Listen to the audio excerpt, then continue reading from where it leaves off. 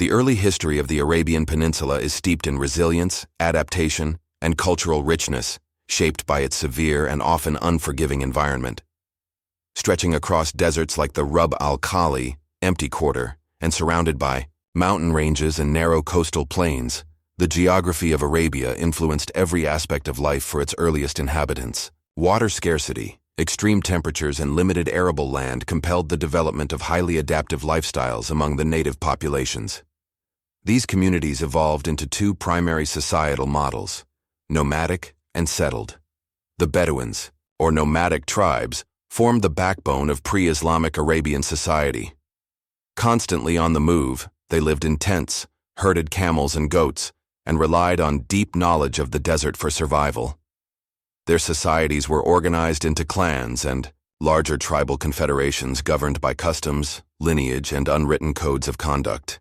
Strength, bravery, and loyalty were key values. In a land with no central authority or codified legal system, the tribe functioned as both a social safety net and a political unit. Leadership was often in the hands of a respected elder or sheikh, chosen for wisdom and courage rather than wealth. In contrast, settled communities flourished in fertile valleys, oases, and coastal towns. Places like Yathrib, later Medina, Mecca, and Taif were early centers of agriculture and trade. Settlers cultivated dates, grapes, and wheat in oasis gardens, using ingenious irrigation techniques like underground canals, qanats. The stability of settled life allowed for the accumulation of wealth, more structured governance, and the beginnings of local marketplaces and rudimentary bureaucracies. These urban hubs gradually became melting pots for diverse cultures, as traders and travelers passed through en route to empires like Persia, India, and the Levant. One of the defining characteristics of Arabian culture during this era was the oral tradition, which served as the primary vehicle for knowledge transmission. With no widespread writing system in use, history, genealogy, legal customs, and ethical values were committed to memory and conveyed through powerful recitations. Elders and poets functioned as living libraries, and children were trained early to memorize long poems and genealogical records. This oral legacy was not only a source of education, but also a unifying force that preserved a shared tribal identity across generations. The tribal structure itself was deeply hierarchical, yet cohesive, guided by a strict sense of honor, eared, and collective responsibility. Revenge and protection were administered through the tribe rather than individuals, giving rise to traditions like blood feuds, thair, and hospitality rituals, both vital to maintaining balance in a society without police or formal law. Poets and orators were elevated to positions of influence, as their words could inflame wars or broker peace, commemorate heroes, or shame enemies into submission. Economically, Arabia's position as a trade bridge between the ancient civilizations of the Fertile Crescent, the Nile Valley, the Indus Valley, and even East Africa gave it strategic importance. Arabian traders facilitated the movement of luxury goods, especially frankincense, myrrh, and spices, via camel caravans that traversed the peninsula. Towns along these trade routes flourished, often serving as both economic and cultural crossroads. Mecca, in particular, would grow in prominence thanks to its position on these caravan trails and its early status as a religious and commercial center. In conclusion, the pre-Islamic Arabian world before 500 BCE was a vibrant and highly organized society rooted in tribal loyalty, oral tradition, and trade. Far from being a cultural void, it was a complex tapestry of nomadic endurance and urban innovation, underpinned by social rituals and collective memory that preserved the identity and integrity of its people across generations. These foundations would later serve as the bedrock upon which the Islamic civilization would rise and flourish. Before the emergence of Islam in the 7th century CE, the Arabian Peninsula was home to a diverse and intricate religious and cultural landscape. Far from being spiritually barren, it was a melting pot of indigenous polytheistic traditions, animistic practices, and external religious influences that had taken root through trade and cultural contact with neighboring civilizations. The spiritual life of pre-Islamic Arabs was deeply intertwined with tribal customs, nature worship, and ancestral reverence. At the core of pre-Islamic Arabian religion was a widespread polytheistic belief system. Each tribe revered its own set of tribal deities, often associated with natural elements, celestial bodies, and abstract concepts such as war, fertility, rain, and love. Among the most widely worshipped deities were Hubal, the moon god and chief deity of the Kaaba; Al-Lat, a goddess associated with fertility and earth; Al-Uzza, often linked to power and protection; and Manat, the goddess of fate and destiny. These deities were represented through idols and stone symbols that were housed in tribal shrines or sacred spaces, most notably the Kaaba in Mecca, which functioned as a major center of pilgrimage long before Islam. In addition to polytheism, animism, the belief that spirits inhabited rocks, trees, springs, and other natural features, was also prominent. Sacred groves, wells, and stones were venerated, and some tribes believed in jinn, supernatural beings capable of influencing human affairs. Religious rites often involved offerings, animal sacrifices, and elaborate rituals aimed at appeasing these deities or spirits to secure prosperity, rain, or victory in battle. The Kaaba itself, long before becoming the holiest site in Islam, was already revered by various Arabian tribes as a sacred sanctuary. Though originally filled with hundreds of tribal idols, it was considered a neutral and peaceful zone, and during certain months of the year, known as the sacred months, Ashur al-Hurum, tribal warfare was suspended to allow for pilgrimage, trade, and cultural exchange in Mecca. This tradition fostered a sense of shared religious and cultural consciousness across tribal boundaries, albeit fragmented and competitive. By the 1st century CE, the Arabian Peninsula had come under the religious influence of major neighboring civilizations. Judaism had spread into southern Arabia, particularly among tribes in Yemen and Najran, where Jewish communities flourished and even royal houses converted. Christianity, introduced through contacts with Byzantine Syria, Ethiopia, and Armenia, found adherents among certain northern and southern tribes. Christian missionaries and traders introduced new ideas of monotheism, salvation, and scripture. Similarly, Zoroastrianism, the state religion of the Persian Empire, also left its imprint on Eastern Arabian regions through political and trade links with Persia.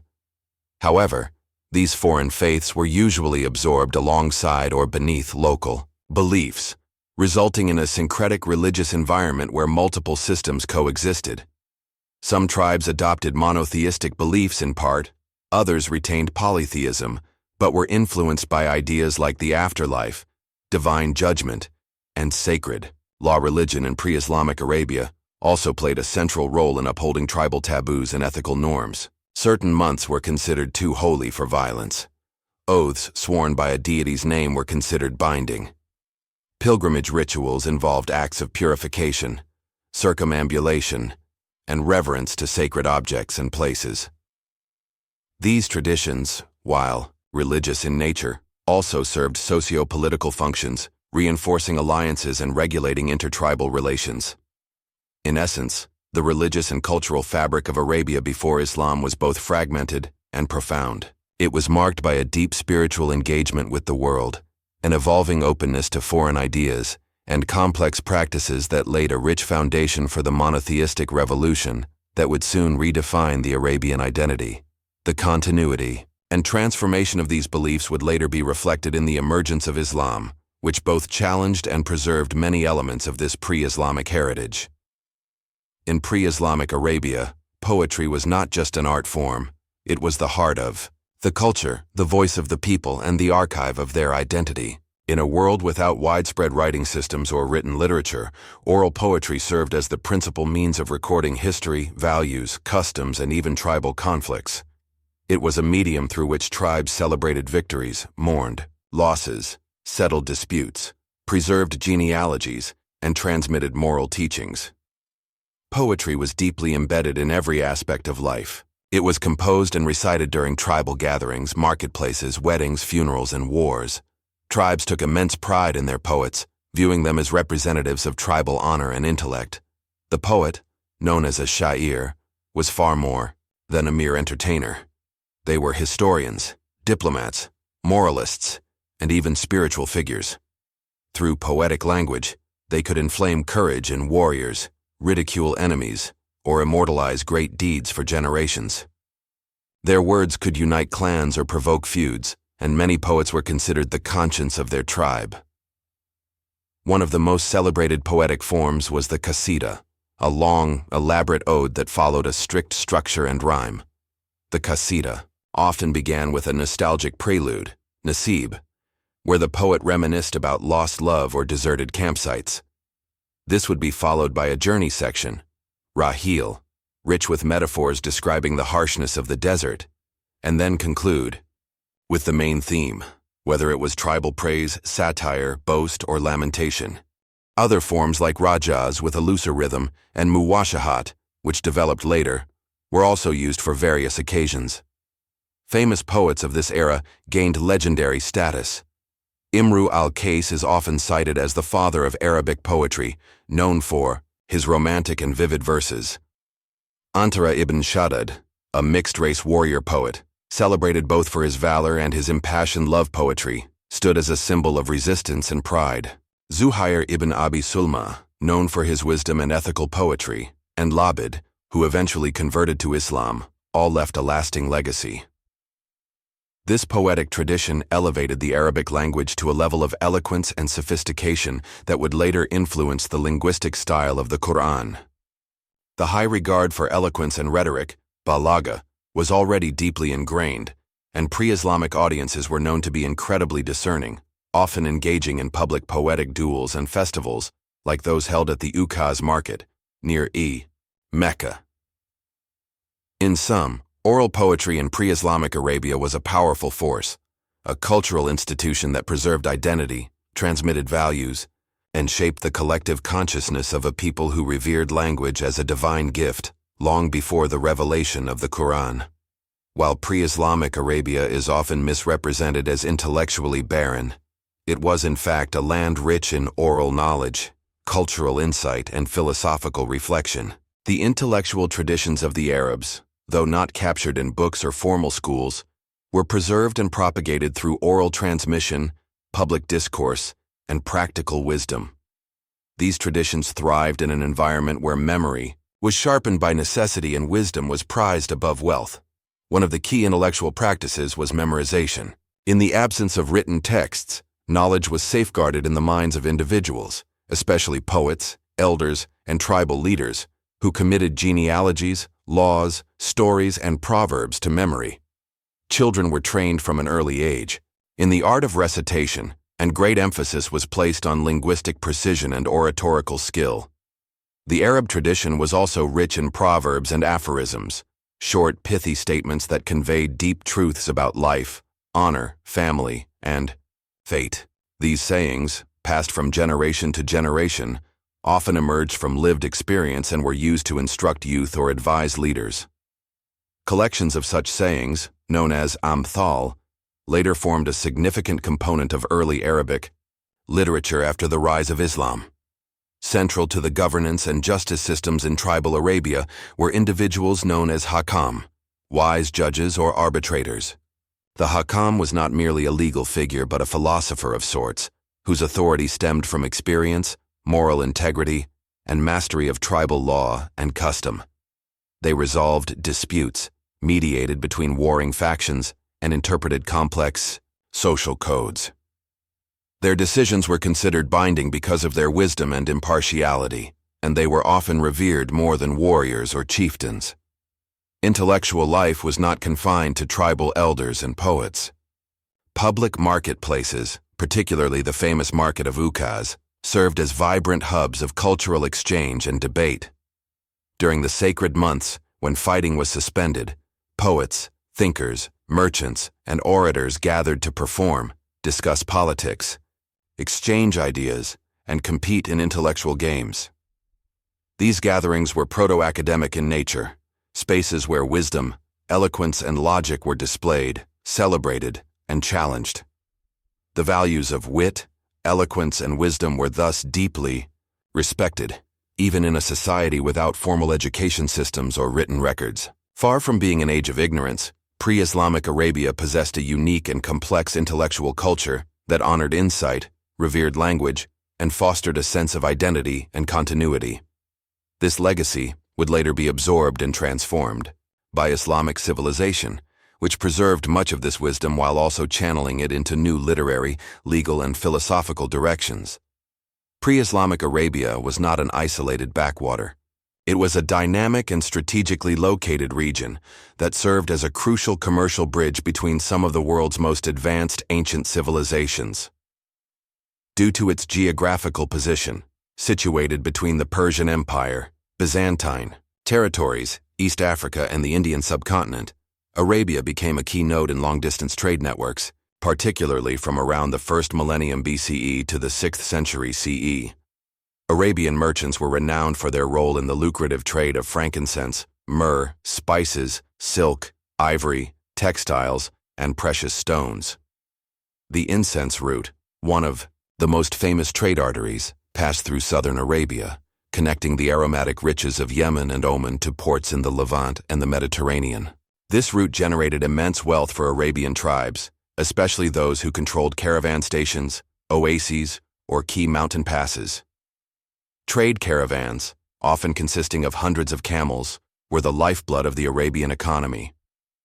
Merchants not only transported goods but also exchanged languages, ideas, religious beliefs, and cultural customs. With every stop, markets sprang to life, and cities grew into bustling urban centers. Among the most prominent of these trading cities were Petra, in modern-day Jordan, an architectural marvel and hub for Nabataean Arab traders; Palmyra, a major cultural and economic center that bridged the Greco-Roman and Semitic worlds; Mecca, already a thriving commercial city before Islam, due to its central location and the presence of the Kaaba, which attracted pilgrims and traders alike; Yathrib, later renamed Medina, an agriculturally fertile city that also gained prominence through trade and intertribal alliances. These cities weren't just marketplaces. They were cultural crossroads where Arabs encountered Persian, Indian, Ethiopian, and Hellenistic influences. This exposure brought about a fusion of dress styles, food habits, architectural elements, and religious ideas. The economic expansion also contributed to the emergence of literacy in certain regions. While most Arabs relied on oral communication, writing systems such as the early South Arabian script, Musnad, were used in the southern kingdoms of Saba, Sheba, Himyar, and Qataban. In northern Arabia, Aramaic and Nabataean scripts were also in use.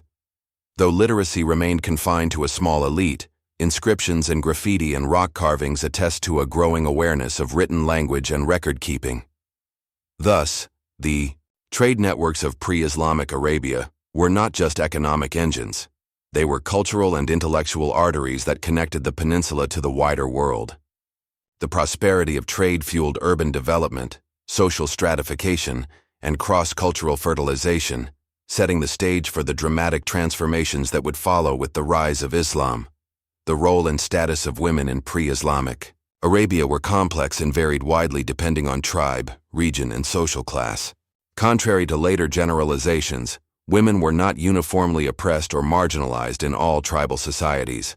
In fact, many women played active roles in public life, as poets, merchants, warriors, spiritual figures, and tribal leaders, while others suffered from patriarchy, exploitation, or legal inequality. In southern Arabia, particularly in the ancient kingdoms of Sheba and Himyar, inscriptions and historical records suggest a relatively elevated status for women. The legendary Queen of Sheba, often associated with the Sabaean kingdom in Yemen, is one prominent example of female leadership in Arab history. These matrilineal or semi-matrilineal societies allowed inheritance and lineage to pass through the mother's line in some tribes, granting women greater influence in family and economic matters.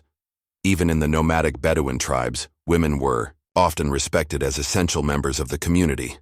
They tended to livestock, managed household economies, and in some cases participated in battle. Bedouin women were known for their strength, endurance, and independent spirit, often standing beside men in the harsh realities of desert life. One of the most celebrated aspects of female participation in pre-Islamic Arabia was in the realm of poetry and oral tradition. Alkansa, perhaps the most famous female poet of the era, was revered for her poignant elegies and her ability to capture grief, pride, and tribal honor in powerful verse. She competed in poetry contests against male poets and was praised by even the most critical audiences. Poetry gave women a platform to express personal, political, and emotional truths in a society that highly valued linguistic skill. However, not all was progressive. In many northern and central Arabian tribes, patriarchal customs dominated, and women's rights were severely limited. Female infanticide, WAD, was tragically practiced by some tribes out of economic desperation or cultural shame, particularly when a daughter was seen as a burden or dishonor. Women could be inherited like property, and their autonomy in marriage or inheritance was often restricted. Polygamy and concubinage were common, and divorce was mostly a male prerogative. Despite these challenges, women were not without agency. Many engaged in trade and business, especially in cities like Mecca, where women like Khadija bint Khuwaylid, who would later become the wife of Prophet Muhammad, operated successful commercial enterprises.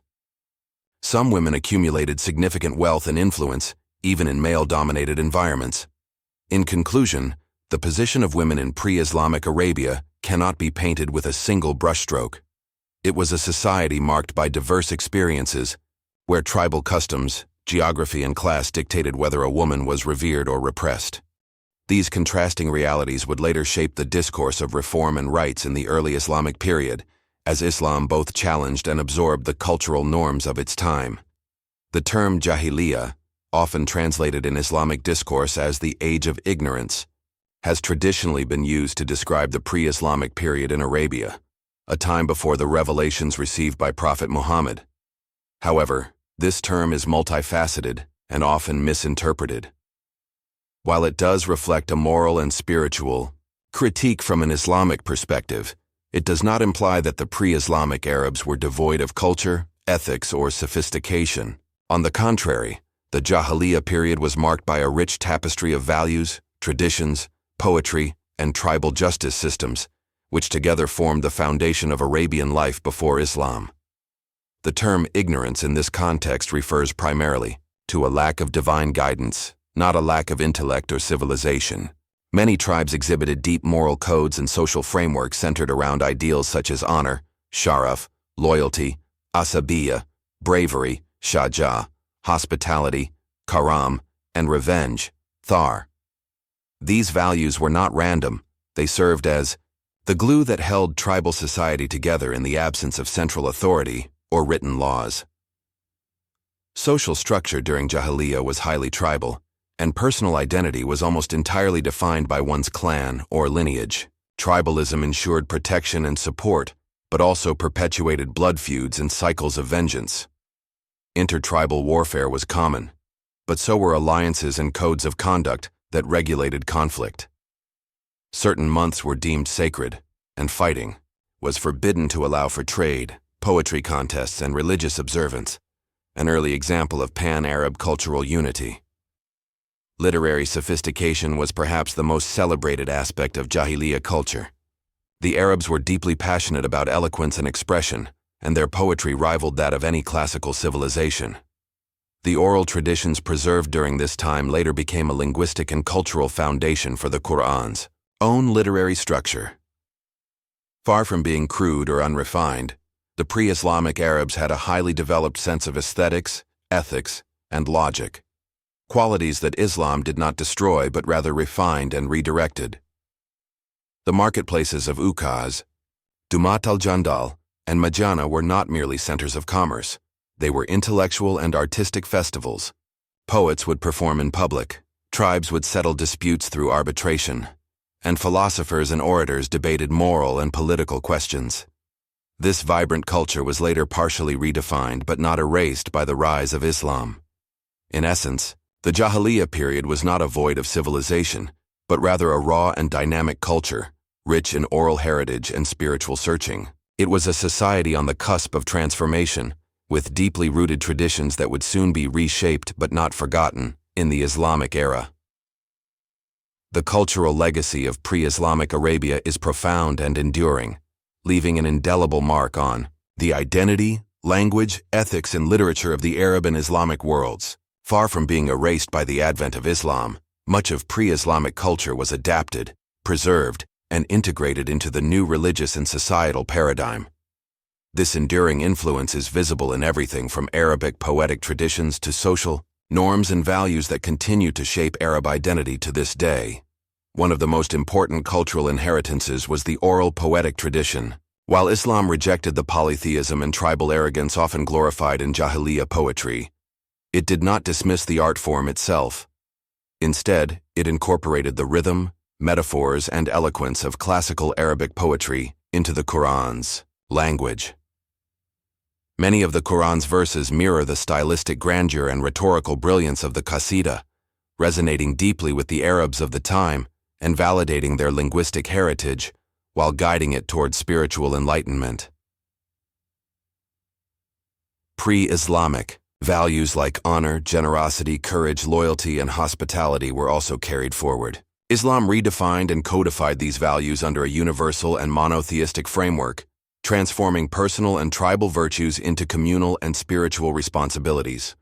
For instance, hospitality, originally a tribal expectation, became a religious duty. Courage in battle was reframed as striving in the path of justice, and the pre-Islamic emphasis on fulfilling oaths was sanctified as a religious obligation. Moreover, pre-Islamic proverbs, idioms, and narrative structures found their way into Islamic literature and historiography.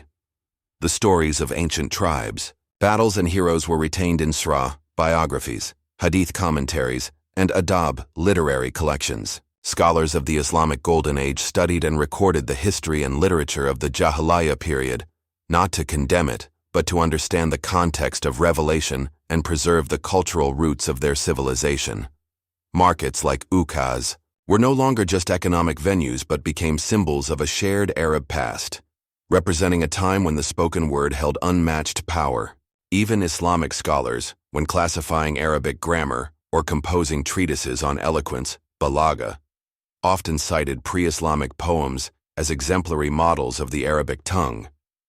In the modern era, there has been a revival of interest in pre-Islamic Arabia among Arab intellectuals, historians, and writers who see it as a vital part of their identity. Contemporary Arab nationalism, particularly in the 20th century, often drew on the heroism and intellectualism of the Jahiliyyah period as a source of pride, creativity, and unity. Ultimately, the cultural legacy of pre-Islamic Arabia is not one of darkness or ignorance, but of depth, expression, and transformation. It was a civilization poised on the edge of revelation, its language, values, and traditions ready to be reshaped into a global force through Islam, while still echoing in the poetry, ethics, and spirit of the Arab people.